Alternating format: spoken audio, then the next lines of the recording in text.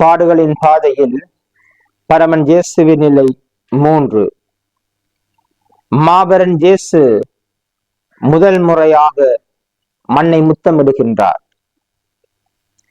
வீழ்ந்தது சருகு, வளர்ந்தது மரம். மலைத்துளி வீழ்கின்றது, மண் வளமடைகின்றது.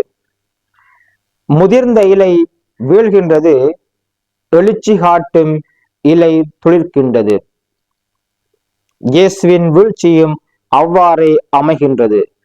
ஒரு புறம் வீழ்ச்சி, மறுபுறம் எழுச்சியாக அமைகின்றது. மாபெரன் இயேசு முதல் முறையாக மண்ணை முத்தமிடுகின்றார். சிலுவையின் பாரத்தினாலா?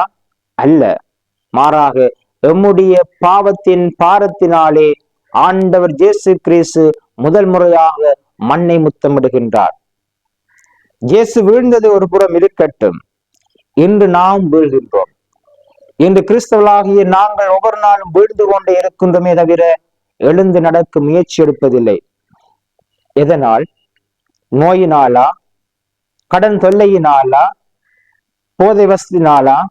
குடிப்பழக்கத்தினாலா? அடுக்கிக் கொண்டே போகலாம் என்பார்களே.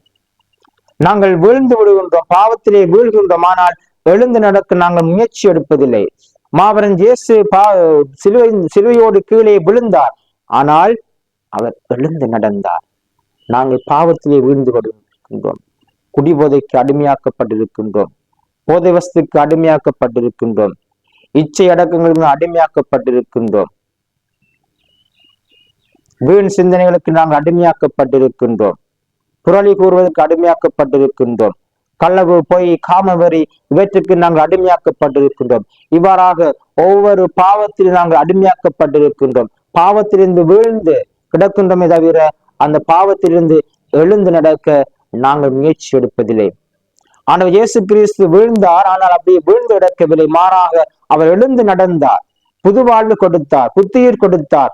அதுபோல நாங்களும் உங்களுடைய மனித வாழ்விலே கிறிஸ்தவர்களாகிய நாங்கள், கிறிஸ்துவை தாங்கிக் கொண்டிருக்கிற நாங்கள் முயற்சி எடுக்க வேண்டும். உங்களுடைய பாவத்திலிருந்து நாங்கள் விடுதலை பெற வேண்டும். பாவத்திலிருந்து நாங்கள் எழுந்து நடக்க வேண்டும், புது வாழ்வு கொடுக்க வேண்டும். ஆகவே இந்த தவக்காலம் நாங்கள் ஒரு புது மனிதனாக மாற அழைத்து நிற்கின்றது.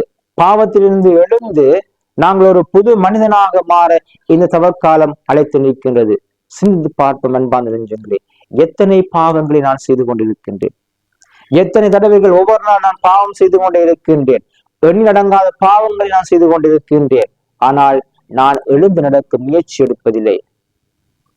ஆண்டவர் இயேசு கிறிஸ்து எங்களுக்கு சொல்லும் படிப்பினை என்னவென்று சொன்னார், பாவத்திலே வீழ்வது தவறு அல்ல, மாறாக எழுந்து நடக்காமல் அப்படியே கிடப்பதுதான் தவறு என்பதை ஆண்டவர் இயேசு கிறிஸ்து இந்த 3ஆம் நிலையில் நமக்கு சொல்லித் தருகின்றார்.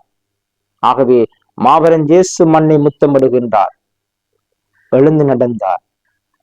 நான் எழுந்து நடக்கின்றேனா? சிந்தித்து பார்ப்போம் அன்பார்ந்தவர்களே. நான் பெயரளவிலே கிறிஸ்தவன் என்று சொல்லிக் கொண்டிருக்கின்றேன்.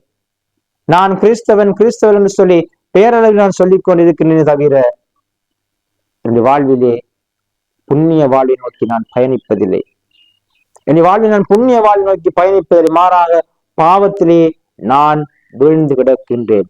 இயேசு கொடுக்கும் செய்தி என்னவென்று சொன்னார், மகனே, மகளே, உன் பாவத்திலிருந்து எழுந்து வா, புண்ணிய வாழ்வை நோக்கி பயணி என்று சொல்லி ஆண்டவர் நமக்கு அழைப்பானை விடுக்கின்றார். பாவம் கூடினாட என்னடா பாவம் என்னையும் ஒரு நாள் உடனே ஆமே.